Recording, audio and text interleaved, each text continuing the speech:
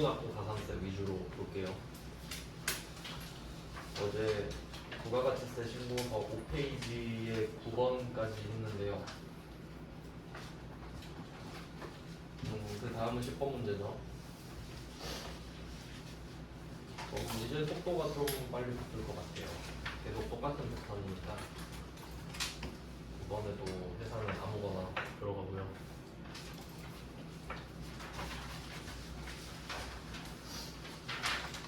10번 문제는 한번 훑어보시면은 그냥 무난하거든요. 별로 포인트가 없어요. 그냥 뭐 점선으로 밑줄 쳐진 거 봐도 뭐 별다른 특이점이 없습니다. 근데 이 문제는 왜 넣어놨냐면 10번 문제는 아마 유일하게 맨 밑에 보시면은 예정 신고 기한은 4월 27일이고 확정 신고는 7월 20일에 했다 이런 식으로 날짜로 준 게 제가 알기로는 최초 문제거든요. 그러니까 그 전에 풀어봤던 거는 뭐 90일 만에 신고를 했다느니 91일, 92일 뭐 다 봤던 거 맞죠? 근데 여기서는 며칠이라고 말을 안 해주죠. 실제로 이런 식으로 우리가 직접 구해야 될 테니까 그냥 이런 식이 처음이어서 그냥 먹었어요. 똑같이 볼게요. 일기 확정으로 갑니다. 신고서 들어가시고 4월부터 6월 볼게요. 4월, 6월.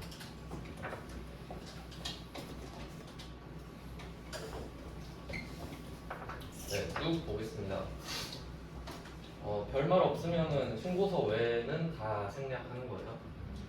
그럼 1번부터 보겠습니다. 양괄호 1번에 매출처별 세금계산서 합계표상의 금액은, 그러니까 여기서는 매출처별 세금계산서 합계표라고 하면 우리가 발급한 세금계산서가 다 모여 있는 거거든요. 그러니까 전자인지 종인지는 알 수가 없는데 그냥 뭐 1번에다 쓰라는 소리입니다. 2억 5천. 별다른 말 없으면 그냥 평소처럼 하시면 돼요. 그 다음에 2번. 양괄호 2번은 위 1번 외, 이게 중요하죠. 위 1번 외가 중요하죠. 이런 거 해석 잘 하셔야 되는데 이런 거 좀 포인트 잘 표시해 놓으셔야 돼요. 그러니까 오늘 9번 문제 풀었을 때 비교를 한번 해볼까요?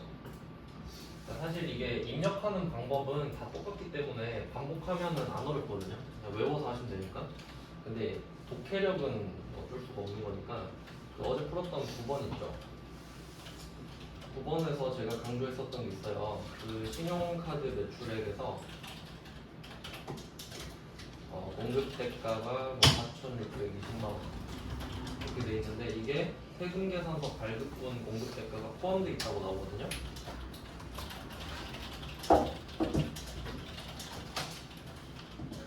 네, 이렇게 써 있는 거랑 비교를 해보자는 거죠.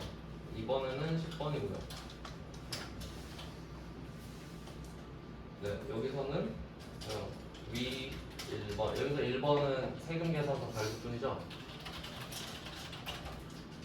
1번, 이 세금계산서 발급분 외에라고 써 있잖아요. 이 두 개를 비교해야 합니다. 그럼 차이를 한번 볼게요. 어제 풀었던 9번은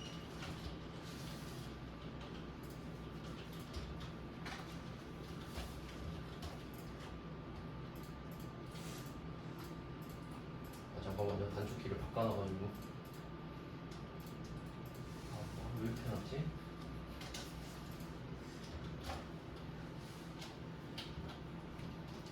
네, 이때 9번 어제 풀었던 9번은 세금계산서 발급분 이게 양괄호 1번이랑 같은 개념이에요. 포함돼 있다고 했고 그 다음에 이 지금 푸는 10번은 이 1번 그러니까 이게 같은 거죠. 두 개가 같은 거죠. 외라고 했죠. 그러니까 요거는 불포함이라고 해석하면 되나요?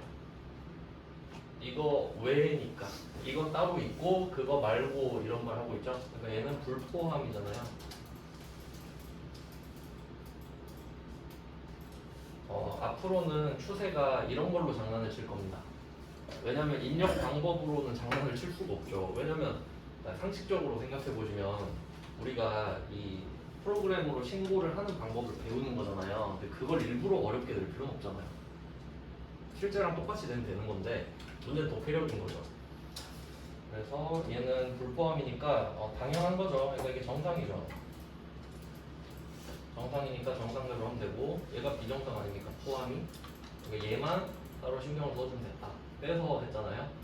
그래서 얘는 빼고 3,520만 원 이렇게 했었죠. 네, 됐습니다. 그럼 그냥 하면 된다는 소리죠, 정상적으로.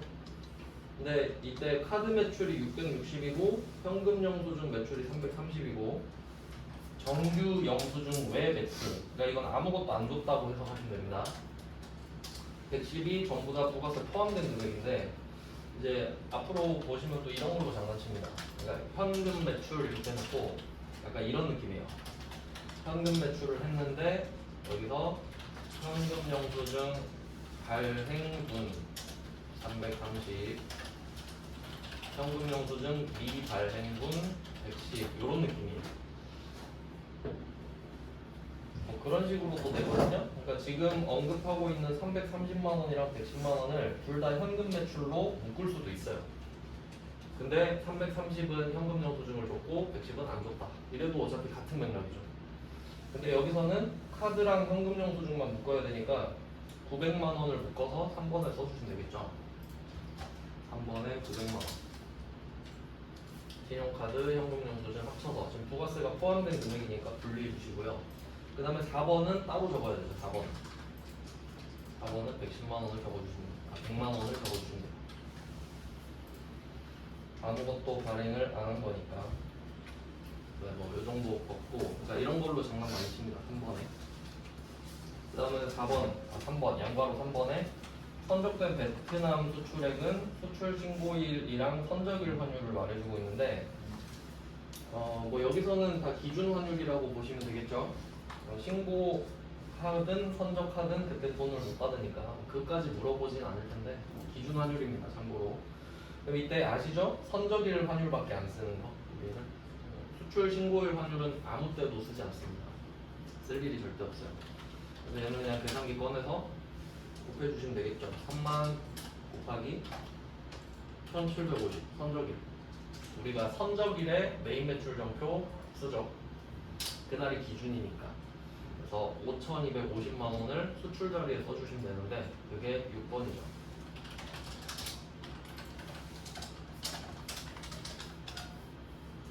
네, 뭐 이런 식으로 쓰고요. 그 다음은 양괄호 4번은 매입처별 세금계산서 합계 경우, 이거는 세금계산서를 받은 걸 모아놓은 거니까 받았다는 뜻이고요. 일반 매입이라고 하네요. 1억 4,500을 써주시고요. 10번에 부가세도 따로 써줘야 되죠. 1,450만 원. 네, 근데 이 일반 중에 접대비가 3천만 원이 포함되어 있답니다. 근데 이거는 당연히 포함이 되어야 합니다. 접대비도 일반 맞죠? 접대비 감가상각 안 하니까. 그러면 요거를 16번으로 끌고 가서 공제받지 못하죠. 접대는 16번에는 안 써지잖아요. 16번에서 50번으로 이어지죠. 번호를 써주셔도 좋겠죠? 16-50 이런 식으로 여기다가 13. 네, 익숙해지셨을 거라 생각합니다. 이 정도는. 네, 이렇게 해결했고, 그 다음 6번입니다. 6번은 신용카드로 매입한 중고 승용차. 여기서 포인트는 매입세 공제 대상임이죠. 그럼 요거는 경차거나 승합차거나 둘 중에 하나겠네요. 근데 어차피 상관은 없네요. 그러면 얘는 감가상각 대상 자산이죠, 일단. 그리고 공제를 받을 수 있죠. 요것도 좀 중요 표시를 해주셨으면 좋겠는데, 항상 반대 상황을 생각해 보라고 했는데요. 자, 이거 살 때 포인트. 부가가치세 매입 포인트를 짚어봅시다. 부가가치세 신고서에서 매입 포인트는 첫 번째가 고정자산이냐 일반자산이냐. 이게 무조건 첫 번째예요. 고정자산이냐 일반자산이냐가 첫 번째입니다. 일단 적어두시고 설명을 해드릴게요. 어떻게 파악을 해야 되는지. 이게 또 두 가지 버전이 있단 말이에요. 고정자산, 일반자산은 또 두 가지 버전으로 갑니다. 세금계산서 버전이랑 영수증 버전이 있는데 참고로 이 용어를 좀 잘 알아두시면 좋겠는데 영수증이라는 말 있잖아요. 요거는 편의상 세금계산서 빼고 전부 다 라고 많이 쓰거든요. 그러니까 영수증 하면은 그냥 우리가 알고 있는 그 영수증을 말하는 게 아니라 좀 포괄적인 개념이에요. 세금계산서 빼고 나머지 전부 다라는 뜻이거든요. 그러니까 세금계산서와 영수증 이 정도로 분류를 하는 거죠. 그러니까 세금계산서로 고정자산, 일반자산 하면은 요거 많이 했죠. 10번, 11번으로 나눠지잖아요. 일단 쓰고 보는 거죠. 세금계산서는 좀 편하거든요. 근데 지금은 영수증 아니에요. 지금 우리가 받은 게 카드 전표죠. 신용카드로 샀으니까. 자, 그러면 영수증 버전으로 생각을 해야 됩니다. 그럼 이때 두 번째 생각해야 될 게 매입세 공제가 되냐 안 되냐거든요. 되니 안 되니 이걸 따져야 됩니다. 이게 두 번째라는 거예요. 순서가 이렇게 되는 이유는 세금계산서 때문입니다. 왜냐하면 세금계산서는 안 돼도 일단 적잖아요. 안 돼도 일단 적고 사실 안 되는 게 이거다라고 다시 적죠. 세금계산서는. 네, 근데 이 구조를 이해하셔야 되는 거예요. 받았는데 안 돼요라고 다시 써주는 겁니다. 그러니까 이거를 좀 헷갈리시면 안 되는 게 만약에 내가 안 되는 거를 아예 안 적었으면 밑에도 안 적죠. 안 된다고 그냥 안 적어버렸으면. 근데 받았다고 했으니까 안 된다고 다시 적는 거예요. 예를 한번 들어볼게요. 이해를 한 번은 좀 했으면 좋겠는데 예를 들어서 금액을 좀 간단하게 해볼게요. 내가 1000만 원을 일반으로 썼어요. 일반으로. 세금계산서 수취 일반 1000만 원이에요. 근데 이 중에 접대가 포함이에요. 이 중에 접대가 100만 원이라고 합시다. 이렇게 된 거예요. 그러면 접대를 하기 이전에 세금계산서를 받은 게 더 중요한 거거든요. 그러니까 첫 번째 물어본 게 세금계산서를 받았냐 안 받았냐잖아요. 접대를 했냐 안 했냐가 아니라. 그러면 접대한 것도 세금계산서를 받긴 받은 거죠. 그러니까 1000만 원이라고 적은 거예요. 그러니까 이 중에 접대 100만 원 포함돼 있어요. 그러니까 이렇게 적었으니까 밑에서 안 된다고 100만 원을 다시 적는 거지. 그러니까 두 번 적는다는 소리예요. 받았는데 안 돼요 라고. 근데 만약에 아예 안 적었다라고 하면은 그냥 900 적고 끝이죠. 900 적고 밑에 100을 안 적을 거 아니야 아예. 근데 여기서는 둘 다 적는 방법을 선택한다 이거죠. 그러니까 우리가 알아서 판단하는 게 아니라 일단 보고를 하고 안 된다고 다시 말해라 이거예요. 그런 느낌이에요. 그러니까 두 번 적는다 이 말이에요. 그러니까 이 세금계산서 때문에 순서를 이렇게 정했다. 근데 지금은 영수증이잖아요. 그럼 지금 세액공제 되죠? 되잖아요? 지금 매입세액공제 된다고 했으니까 그럼 적는 거고요.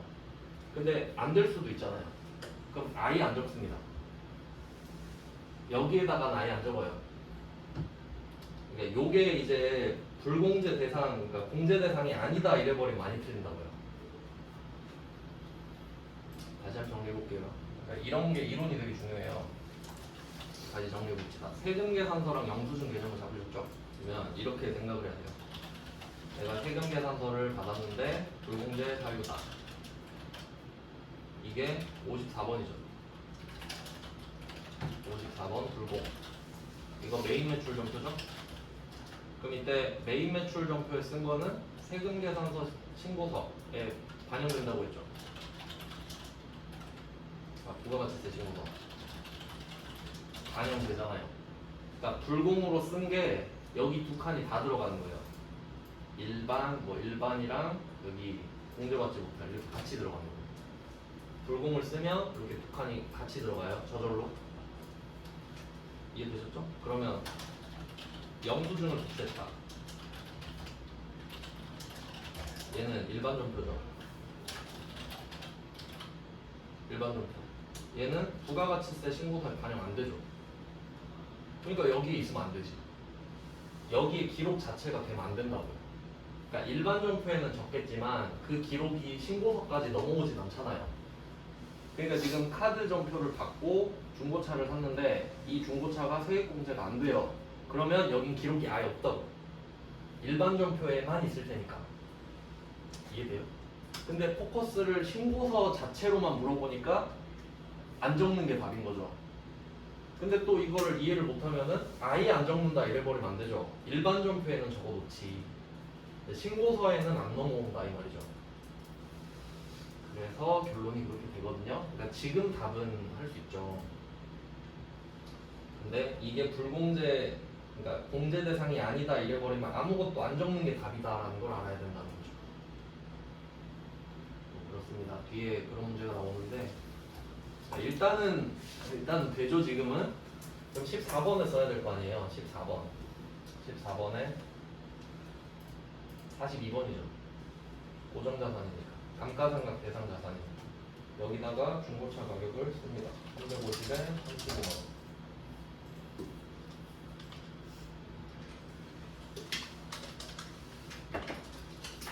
제가 앞에서도 몇 번 말씀을 드렸는데 전산세무 2급에서 가장 어려운 답은 아무것도 안 하는 겁니다.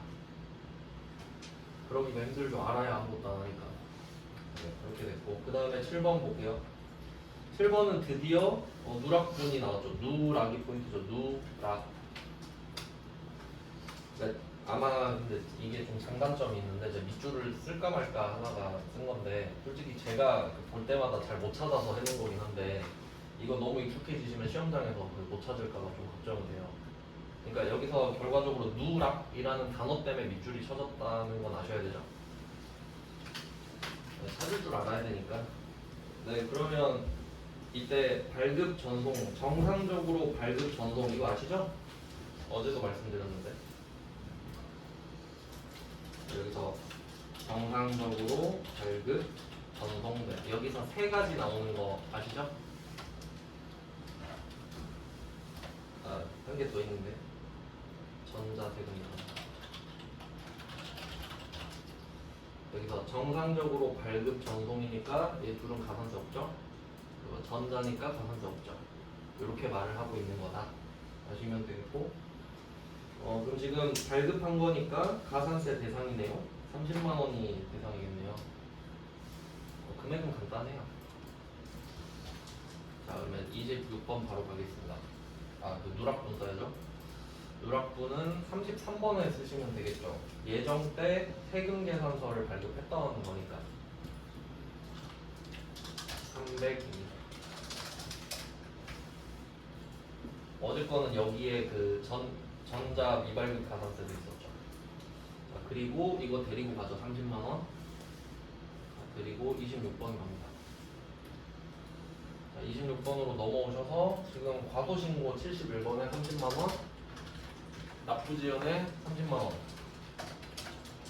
근데 이 문제는 드디어 날짜를 쓰죠. 계산 기록.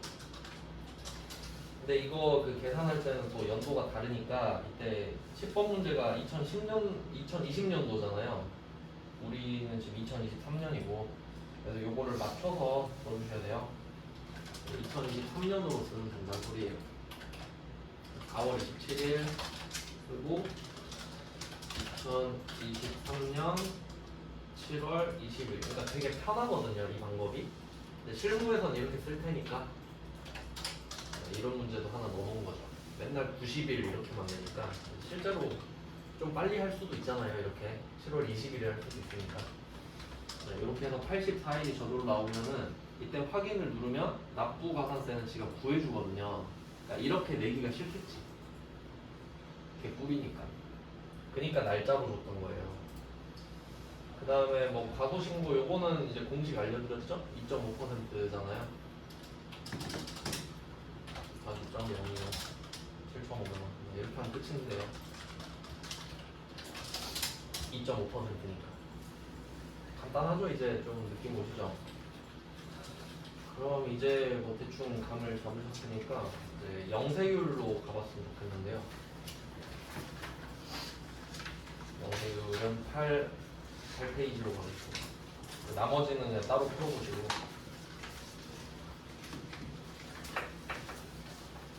자, 이번에는 0%가 들어있는 문제만 모아놨습니다.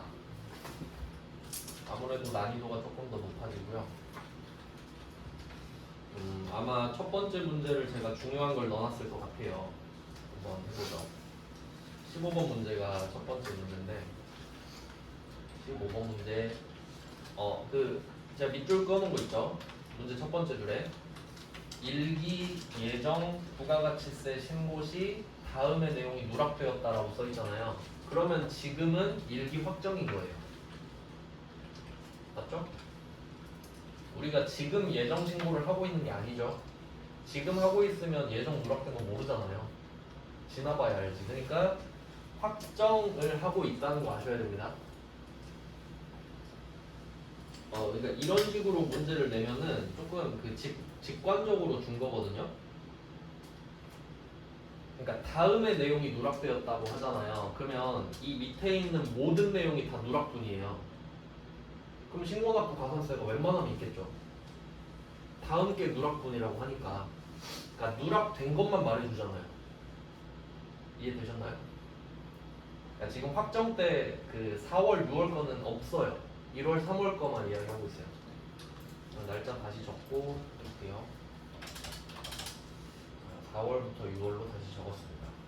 그러니까 얘는 왼쪽이 없어요. 오른쪽만 있지. 신고 누락분이다 라고 하니까. 그리고 문제 세 번째 줄 보면 90일도 있잖아요. 딱 각이 나온다 이 말이죠. 한번 해볼게요. 매출 자료에 1번 첫 번째 거 당사의 제품을 태흥무역에 매출하고 구매 확인서를 정상적으로 발급받아 영세율 전자 세금 계산서. 자, 여기서 영세율 전자 세금 계산서 처음 보시잖아요. 근데 얘도 세금 계산서죠. 그러니까 전자 정상 발급 전송 똑같다 이거예요. 전자 표시하고 정상적으로 발급 전송에 표시하고 가산세 없다.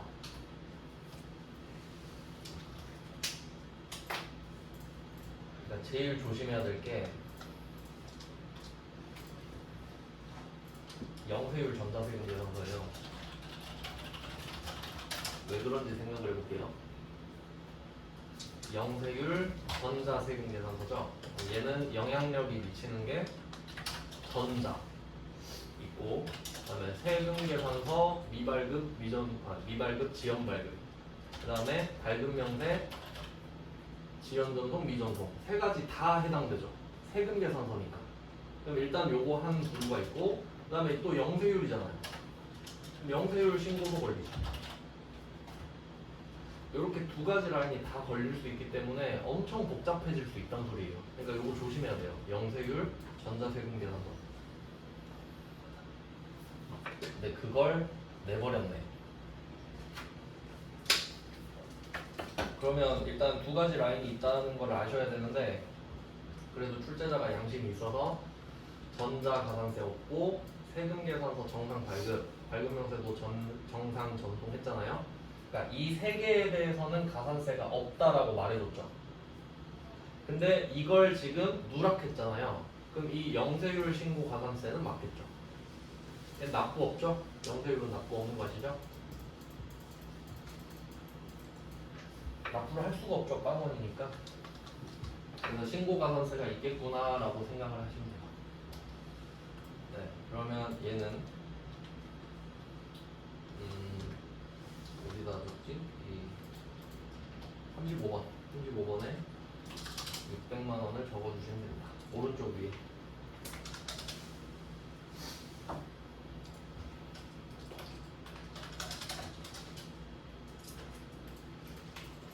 네, 600 적었어요. 그러니까 얘는 세액 자체가 없잖아요. 그러니까 납부 자체는 걸리지 않지. 그 다음 두 번째 거 갈게요.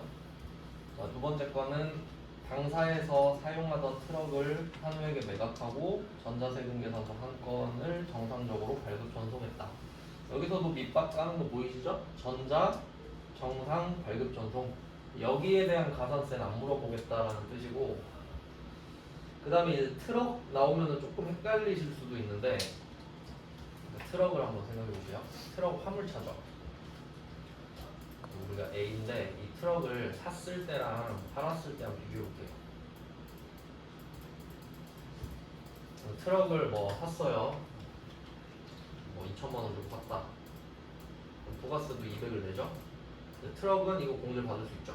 살 때. 그다음에 팔 때 이거 뭐 싸게 1,000만 원에 팔았다 하면은 부가세 걷어서 내야 되죠. 그러니까 트럭은 그냥 정상적이에요.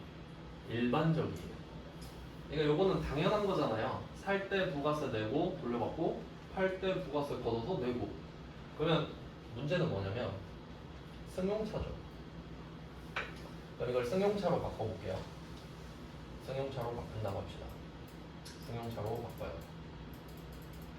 그럼 살 때 2,200 내는 건 똑같죠? 근데 200은 못 돌려받죠. 매입세 불공되니까. 그럼 우린 이걸 2,200에 산 거예요.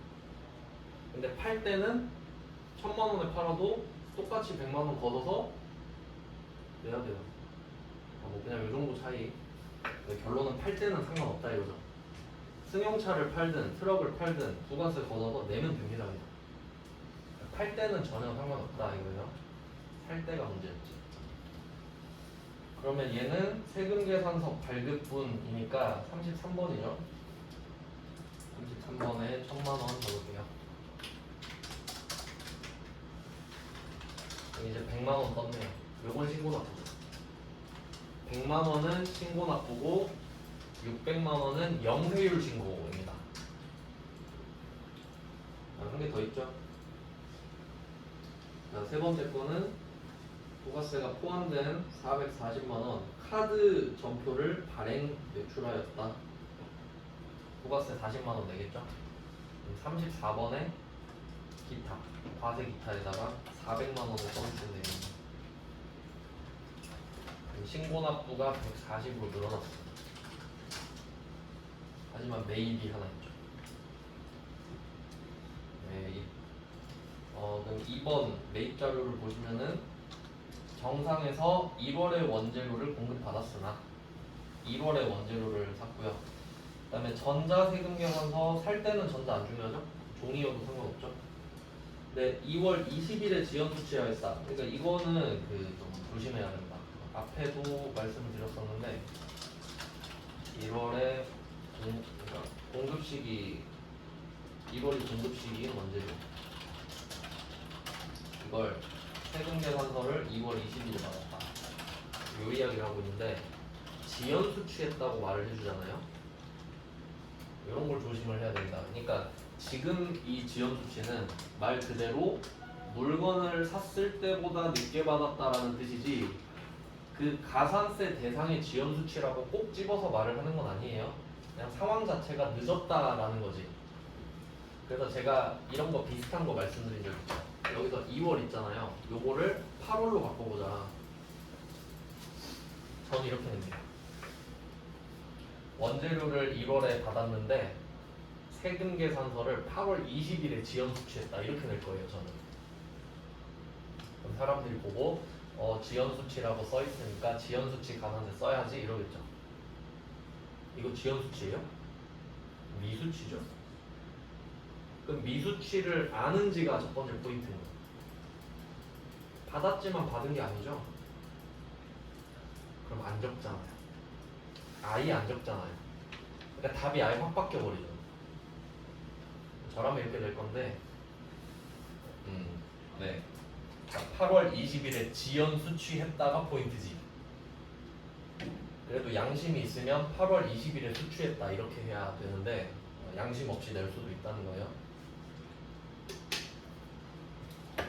여러분은 맞히시겠지만 그래서 결과적으로 지연 수취는 됐고 한도 아시죠? 한도 7월 25일까지가 지연 수취다. 이걸 아셔야 되죠. 1월에 산 거니까 일기 확정 신고 기한까지만 받아주잖아요. 그래서 한도를 아셔야 8월 20일이 왜 미수치인지 알 수 있다까지 보시면 됩니다. 그럼 이제 적어 볼게요.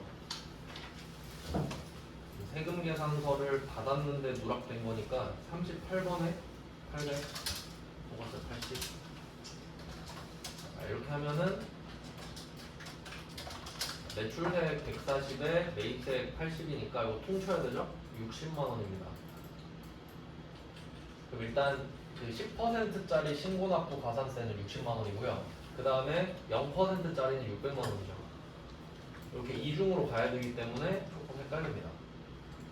10% 따로, 0% 따로.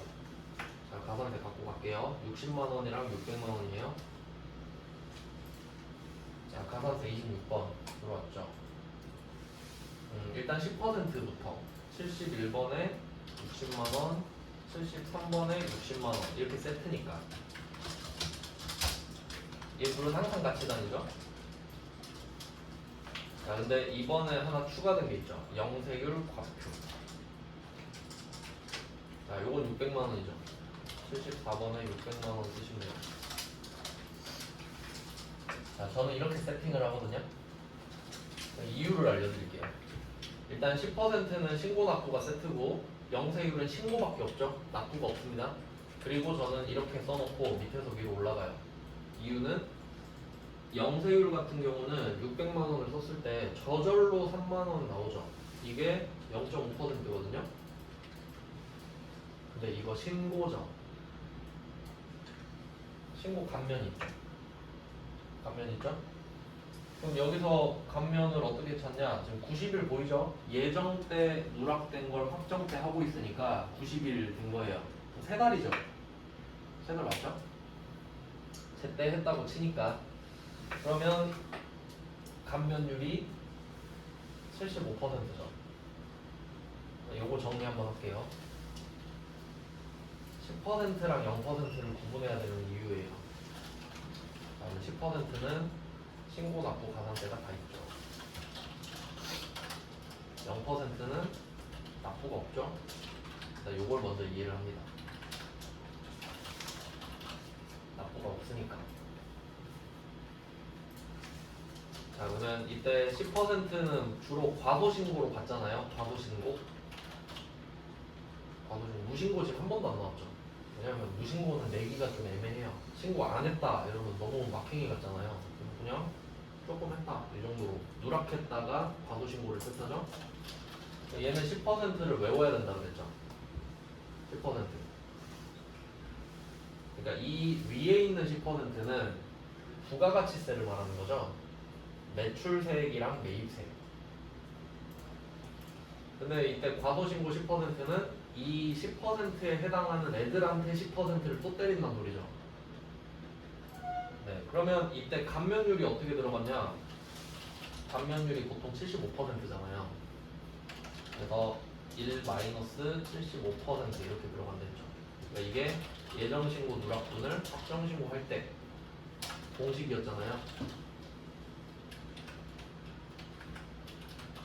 네, 이렇게 할 때 그래서 지금 이거를 곱한 게 2.5%였죠. 10% 곱하기 25%니까 결과적으로 2.5%잖아요. 근데 이 영세율 같은 경우는 0.5%거든요. 얘도 뭐 과소신고라고 지금 과소신고죠. 누락했으니까. 0% 이게 0.5%죠. 0.5%잖아요. 얘는 자체가. 여기서 생각해야 될 거는 10%는 10%에 10%를 곱한 금액에다가 감면을 따로 매기는 건데 우리가 이 10%랑 감면을 같이 계산해야 되잖아요. 직접 둘 다. 이것도 내가 하고 이것도 내가 하고. 근데 영세율 같은 경우는 얘가 결과를 내줘 버리잖아요. 요렇게 지가 결과를 내버렸잖아요. 그러니까 우리가 이 뒤에 감면율만 매겨주면 되는 거예요. 따로 감면율만. 그러니까 10%짜리는 내가 다 해야 되잖아요. 처음부터 끝까지 내가 다 계산해야 되니까 차라리 더 낫지. 공식 만들어서 2.5%를 내가 때리면 되니까 내가 어차피 다 해야 되니까. 근데 영세율은 지 맘대로 0.5%를 곱해버렸죠. 그러니까 우리가 여기다가 또 0.5%를 곱할 이유는 없잖아요. 감면율만 적용하면 된다고요. 그러니까 우리가 할 거는 감면율밖에 없다는 거예요. 영세율은 결과적으로. 결론 10%짜리는 2.5%를 곱하는 거고요. 맞죠? 결론 2.5%를 곱해라예요. 결론 10%는. 근데 0%는 25%를 곱해야 되죠. 결론이 그래요. 0%짜리는 내가 감면율만 적용하면 된다고. 결과를 얘가 내버리니까. 네, 결과입니다 이거. 자, 일단 이런데 쓰면서 한 번 더 생각을 해봅시다. 잘 봐봐요. 잘 봐요. 10%짜리는 제가 71번 이거 신고죠? 그러니까 지금 신고가 두 개잖아요. 10%짜리 신고, 요거 10%. 그 다음에 얘는 0% 신고죠. 둘 다 신고 맞죠? 맞죠? 그럼 10%짜리는 내가 60만 원을 썼을 때 아무것도 안 적혀 있죠. 그러니까 내가 여기다가 10%도 곱하고 또 25%도 곱해야 되잖아. 내가 둘 다. 그러니까 어차피 둘 다 내가 하니까 곱해서 2.5%를 해버리면 되잖아요. 근데 0%는 어때? 600 쓰니까 지가 3만 원 계산해버렸죠. 지가 0.5%를 때려버렸잖아요. 그러니까 우린 여기다가 25%만 해야지. 이해가 됩니까? 네, 그러니까 안 맞잖아요, 대칭이. 그러니까 그지 같은 거지. 둘 다 똑같으면 차라리 공식 외워버리는데 영세율도. 근데 영세율은 감면율만 적어야 됩니다. 그러니까 얘가 오답률이 높을 것 같은 이유가 뭐겠어요? 600을 썼는데 3만 원이 나와버리잖아요. 그럼 사람들이 이게 답인가 보다 하고 넘어가요. 그럴 거 아니에요. 답이 나와버렸으니까. 근데 여기다가 25%를 때려야지. 우린 3달 만에 신고를 한 거니까. 그래서 뭐 7,500원 되겠죠? 4분의 2니까 네. 얼마 계산 그래도 해볼게요. 여기다가 지가 5%를 아니다. 3만 원이었죠? 감산을 잘 못해서 네, 7,500원이었죠. 3만 원에다가 25% 곱하면 이것만 내는 거죠. 75%는 깎아준다 했으니까. 네, 그래서 영세율을 저는 먼저 해결을 하고 올라간다는 소리예요. 근데 이제 60만 원은 25% 2.5% 곱하죠. 0.025 15,000원.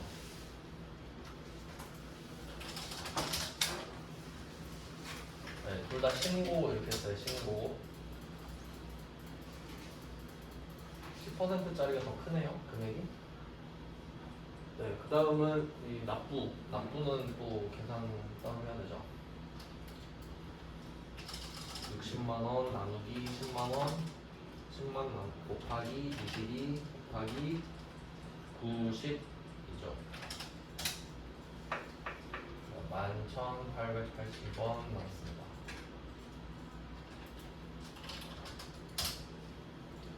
네, 일단 3달 기준으로 하면은 납부가산세가 덜 나옵니다. 신고보다는. 그 정도는 알고 계시면 좋겠네요. 확실히 좀 복잡해졌죠.